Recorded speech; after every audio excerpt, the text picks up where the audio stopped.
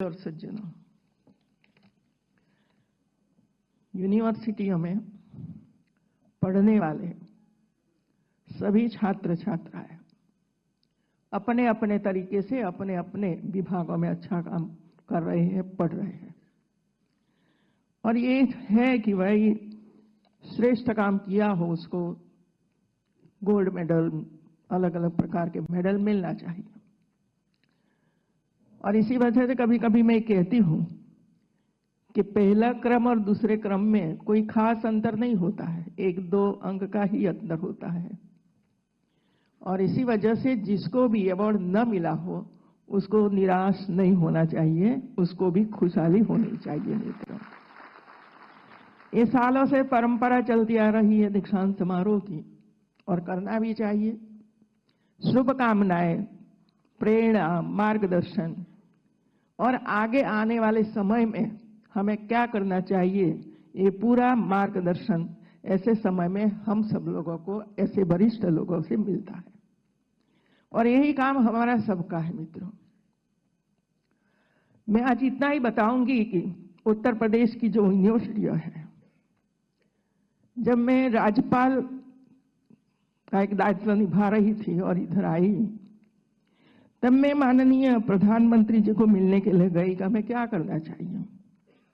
क्योंकि एक और एक कहा जाता है कि भाई वो तो पोस्ट ऐसी है कि आप कुछ नहीं कर सकते हो। और मैं तो गुजरात में 30 साल काम करके आई, तो प्रधानमंत्री जी ने अपनी चिंता व्यक्त की। और ये चिंता ये थी कि देखिए, भारत भर में हमारी कोई यूनिवर्सिटी 1000 में भी नहीं है, 500 में भी नहीं है।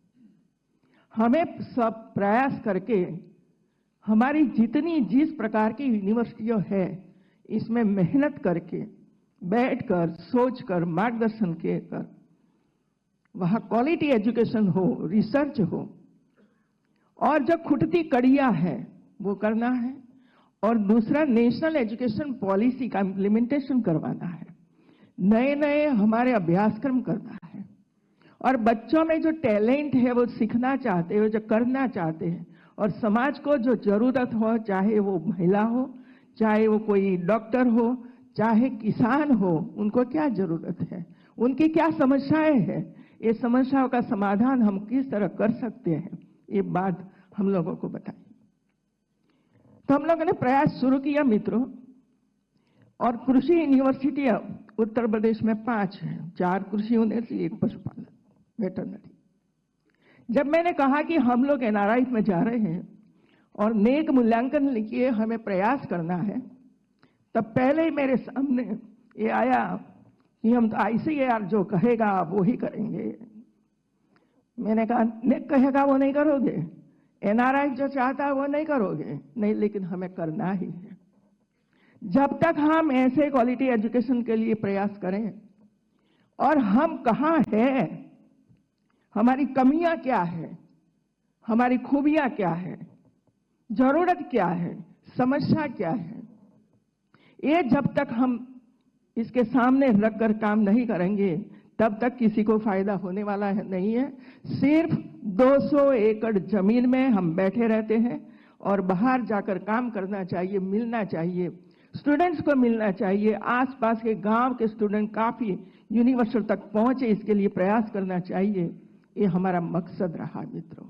और मैं आज कृषि यूनिवर्सिटी में इधर आई हूं, पशुपालन यूनिवर्सिटी में, तब कहूंगी हमारी 2 यूनिवर्सिटी कृषि, अयोध्या यूनिवर्सिटी कृषि यूनिवर्सिटी है, नेक में A++ प्राप्त किया है मित्रों, और पूरे भारत में सबसे प्रथम नंबर पर है।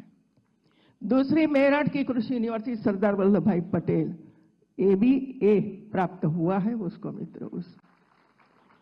और इसी वजह से पता चला कि हम कहां खड़े हैं। उसके कल्याण मेला जो होता है किसानों का, तब मैं जाती हूं और किसानों के साथ बैठकर हम सोचते हैं, पूछते हैं कि क्या जरूरत है। महिलाओं को पूछते हैं कि आप काम कर रहे हो, क्या जरूरत है। सोचिए भाई बहनों, मैं तो पशुपालन भी करके आई हूं, कृषि करके भी आई हूं, और पढ़ते पढ़ते ये सब कुछ किया है। ऐसा नहीं कि पढ़े इस वजह छोड़ दिया, उस आज भी करते हैं। जब तक हमारी महिलाओं के साथ हम नहीं बैठेंगे, उनके पशु को क्या है वो तो वो ही स्वयं बताएगी, हम नहीं बता सकते हैं, वो स्वयं बताएगी। पहले दूध ज्यादा आता था, अभी कम हो गया, वो चल नहीं सकती है। पहले ऐसी थी, अभी वो हो रहा है, वो घास नहीं खा रही है। ये तो आप मिलोगे तो वो कहेगी आपको। दूसरा, सब जगह पानी अलग अलग है मित्रों, सब जगह पर्यावरण अलग अलग है और ऐसी मिट्टी अलग अलग है, और इसमें हम कृषि करते हैं, वेटरनरी का काम भी हम लोग करते हैं। तो हम ध्यान से नहीं देखेंगे। एक हमारे शिवराज सिंह चौहान मित्रों अच्छी बात करी, लैब टू लैंड 2003 में गुजरात में आदरणीय मुख्यमंत्री नरेंद्र भाई मोदी थे, तब कृषि रथ यात्रा का आयोजन किया था मित्रों, और सभी वैज्ञानिकों समर में बाहर निकाला था कि जाइए किसानों के बीच में बैठिए, किसानों को मिलिए, क्या प्रॉब्लम है। और लगातार 30 दिन तक पूरे गुजरात में गांव-गांव कृषि रथ यात्रा जाती थी, और कंपलसरी था हमारे लिए, मंत्रियों के लिए, विधायकों के लिए, एमपीओ के लिए, जनता के लिए, कि आपको भी रथ यात्रा के साथ जाना है, बैठना है और आपको भी सुनना है मित्रों। तब जाकर परिवर्तन आता है, और ये परिवर्तन आया मित्रों। मुझे खुशी है कि आज हमारे बीच में हमारे आदरणीय प्रेसिडेंट, उनका जीवन पढ़ लीजिए मित्रों, कैसे महिलाएं संघर्ष करके आगे आती हैं और दूसरों को प्रेरणा देती हैं मित्रों। ऐसी हमारी द्रौपदी मुर्मू जी दीक्षांत समारोह में आप सबको अवार्ड देने के लिए आई है। मतलब ये नहीं है कि अवार्ड लेकर हम चले जाएंगे, लेकिन जो आप सुनते हो क्या जरूरत है, वो धरती तक, हर किसान तक, हर महिला तक पहुंचाने का हम संकल्प करें, और उसको जो चाहिए वो उसको मिले। बजट में काफी कुछ रखता है मित्रों, अब्बों रुपया का बजट आता है। मैं पढ़ती हूँ सब बजट, और दीक्षांत समारोह में बताती हूँ कि भाई ये इतना बजट है, इस विषय में इतना बजट है, प्रोजेक्ट कितने बनते हैं, और प्रोजेक्ट के हिसाब से कितना बजट हम लेकर आते हैं। ये भी सोचना, तो साथ साथ में सोचना पड़ेगा, आप सबको सोचना पड़ेगा। और बजट का उपयोगी ना हो और बजट सरेंडर करना पड़े, वो तो हमारे लिए गौरव नहीं है मित्रों, बदनामी है कि हम बजट भी उपयोग नहीं कर सकते हैं। ऐसे हमारी स्थिति बनी हुई है, और इसी वजह से आप सबको मैं यही कहना चाहती हूं कि जितना भारत सरकार का जितनी योजनाएं, आप कौन सी योजना को उपयोग कहां कर सकते हैं, ऐसे प्रोजेक्ट तैयार करके वहां भेजना चाहिए, वहां मिलना चाहिए, समझाना चाहिए, और वो बजट लेकर आना चाहिए, उस पर रिसर्च करना चाहिए, और किसानों तक पहुंचे इसके प्रयास करना चाहिए, और हमारा पशुओं तक पहुंचे इसके लिए प्रयास करना चाहिए। आप सबको मैं बहुत बहुत बधाई देती हूं, क्योंकि आप इसी क्षेत्र में हो जो बहुत ही इंपॉर्टेंट क्षेत्र है, और रोजगार देने वाला सबसे श्रेष्ठ और सबसे पहला एक क्षेत्र है मित्रों। और इसी वजह से आप सबको बहुत बहुत बधाई। अच्छा काम करते रहिए, अपने माता पिता को भी संभालते रहिए। जय Hind.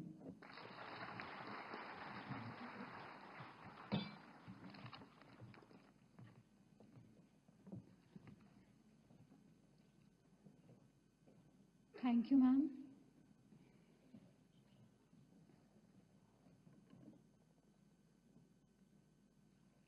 I humbly request the Honorable President of India, Srimati Draupadi Murmu ji, to deliver the convocation address, please.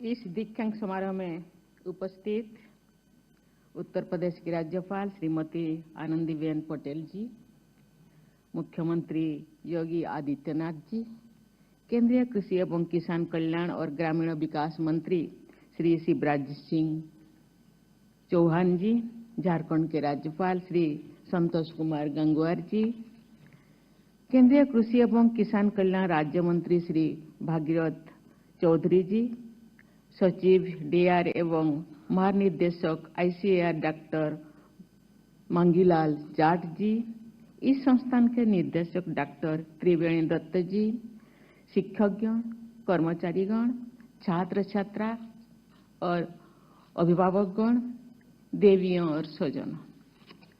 प्रिय विद्यार्थियों, देवियों और स्वजनों, पशु स्वास्थ्य और कल्याण से जुड़े इस ऐतिहासिक संस्थान में आप सबके बीच उपस्थित होकर मैं हार्दिक प्रसन्नता हो रही हूँ। मैं इस संस्थान से जुड़ी सभी पूर्व एवं वर्तमान शिक्षकों और शोधकर्ताओं को पशु चिकित्सा अनुसंधान में योगदान देने के लिए सराहना करती हूँ। पशुओं के प्लेग के नाम से जाने जाने वाली रिंडरफस्ट महामारी की रोकथाम के लिए वर्ष 1889 में स्थापित इस संस्थान ने 135 वर्ष की अपनी यात्रा में कई महत्वपूर्ण उपलब्धियां हासिल की हैं। इस संस्थान के वैज्ञानिकों द्वारा किए गए शोध कार्यों का प्रमाण इस संस्थान के नाम दर्ज अनेक पेटेंट्स, डिजाइन्स और कॉपीराइट्स में है।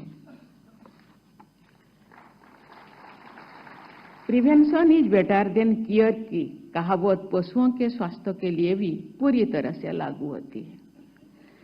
बीमारियों की रोकथाम में टीकाकरण की अहम भूमिका है। ये इस संस्थान के लिए गर्व का विषय है कि राष्ट्रीय पशु रोग नियंत्रण कार्यक्रम में अनेक टीके यहीं पर विकसित किए गए, जो मेरे पूर्व यहाँ के मुख्यमंत्री ने हम सबके सामने बातों को रखा। देवियों और स्वजनों, ईशावास्यम इदम सर्वम के जीवन मूल्यों पर आधारित हमारी संस्कृति सभी जीव जंतुओं में ईश्वर की उपस्थिति को देखती है। पशुओं से हमारे देवताओं और ऋषि मुनियों का संवाद होता है। यह मान्यता भी उसी सोच पर आधारित है।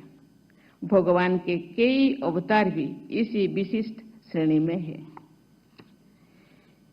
ऐसे प्रसंगों को उल्लेख में यहाँ इसलिए कर रही हूँ कि जब आप एक चिकित्सक या शोधकर्ता के रूप में कार्य करें तो बेजुबान पशुओं के कल्याण की भावना अपने मन में हो।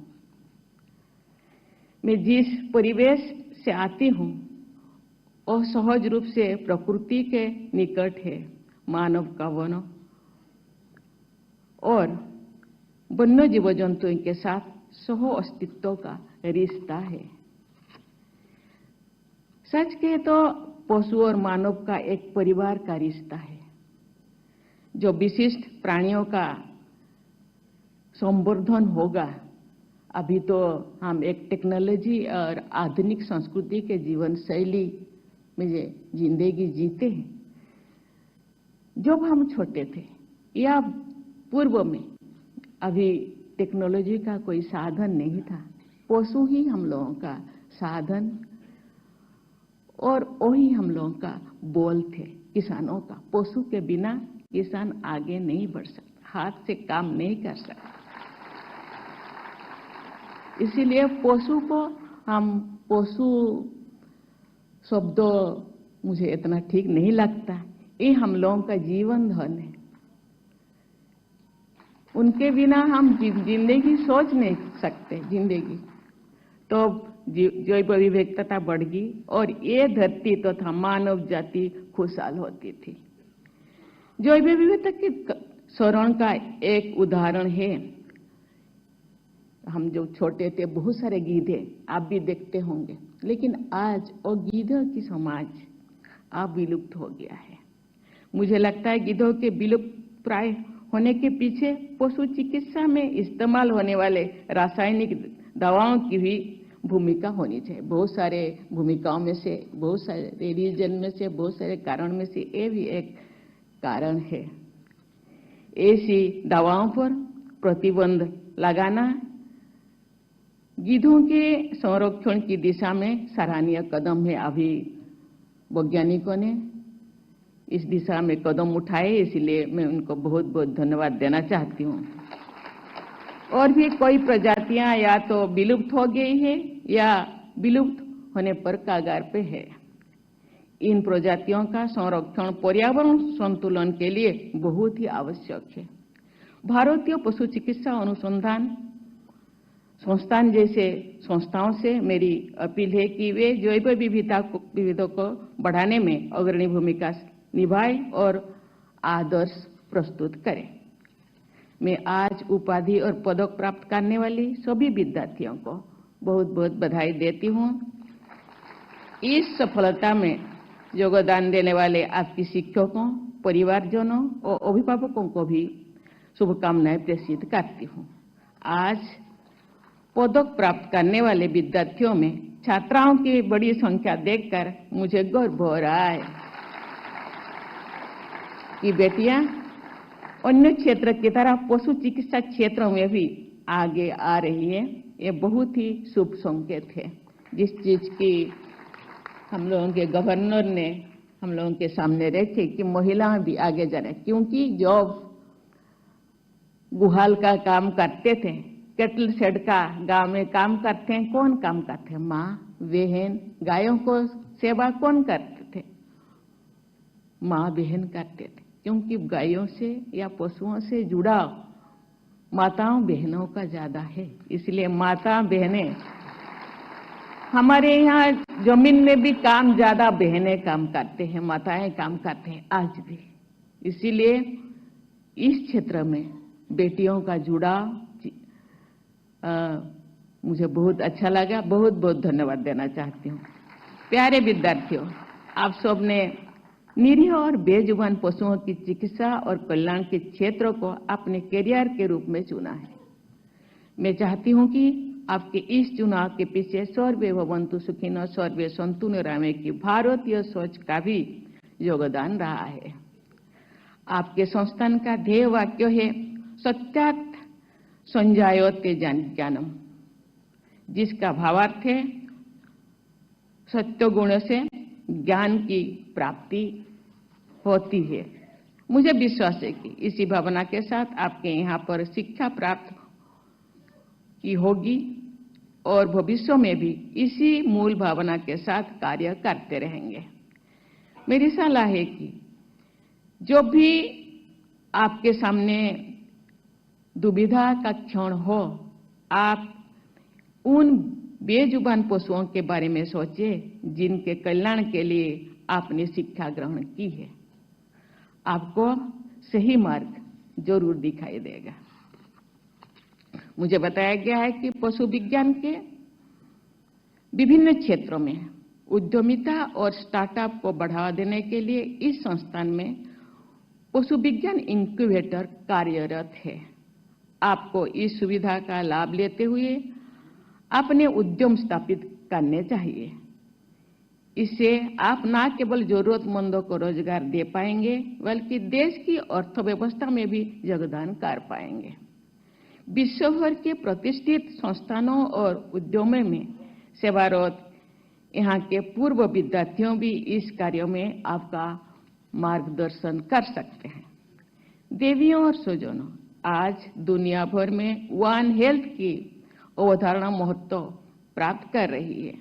इस अवधारणा के अंतर्गत ये माना जाता है कि मानव, घरेलू तथा जंगली जानवर, वनस्पति और व्यापक पर्यावरण सभी एक दूसरे पर आश्रित है। हमें अपनी परंपरा और इस अवधारणा का अनुसरण करते हुए पशु कल्याण के लिए प्रयास करना चाहिए। एक प्रमुख पशु चिकित्सा संस्थानों के रूप में इंडियन वेटनरी रिसर्च इंस्टीट्यूट इस क्षेत्र में विशेष रूप से जेनेटिक बीमारियां की रोकथाम और नियंत्रण में महत्वपूर्ण भूमिका निभा सकता है। ईश्वर ने मनुष्य को जो सोचने समझने की शक्ति दी है, उसका उपयोग सभी जीव जंतुओं के कल्याण के लिए किया जाना चाहिए। हाल की कोरोना महामारी में मानव जाति को आगाह किया है कि उपभोग आधारित संस्कृति ने न केवल मानव जाति बल्कि अन्य जीव जंतुओं और पर्यावरण को अकल्पनीय क्षति पहुंचा सकती है। पशु कल्याण के लिए नियमित रूप से पशु आरोग्य मेलों का आयोजन होना चाहिए।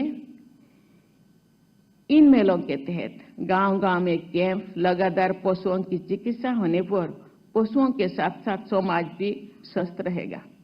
मैं थोड़ा किसान परिवार से जुड़ी हूं, लेकिन आज गांव-गांव में पशु दिखने को नहीं मिलते हैं। घरेलू पशु जे हम लोगों को खेती में सहयोग करते हैं। आज टेक्नोलॉजी आया, आज ट्रैक्टर, लेकिन कृषि साथी जो केंचुआ, ये बहुत सारे चीजें जमीन में जो रहेंगे वो आज खत्म हो गया, जमीन बंजर हो गया।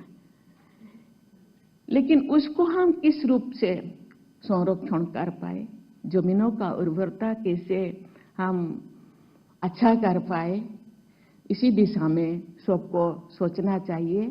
एक किसानों को भी और वैज्ञानिकों को भी, चिकित्सकों को, जनसाधारण को इसी दिशा में हमको सोचना चाहिए, क्योंकि पशु संपदा का संरक्षण, उनका विकास हम सबका कर्तव्य होना चाहिए। पशु कल्याण के लिए नियमित रूप से पशु आरोग्य मेलों का आयोजन होना चाहिए। इस मेले के तहत गांव-गांव में कैंप, लगातार पशुओं की चिकित्सा होने से पशुओं के साथ साथ समाज भी स्वस्थ रहेगा। टेक्नोलॉजी अन्य क्षेत्र की तरह पशु चिकित्सा और देखभाल में भी क्रांतिकारी परिवर्तन लाने की क्षमता रखती है। टेक्नोलॉजी के प्रयोग से देश भर के पशु चिकित्साओं को सशक्त बनाया जा सकता है। Genome editing, एम्ब्रॉय transport technologies, artificial intelligence, big data analytics जैसे टेक्नोलॉजी की प्रयोग से इस क्षेत्रों में क्रांतिकारी बदलाव ला जा सकते हैं। आधुनिकतम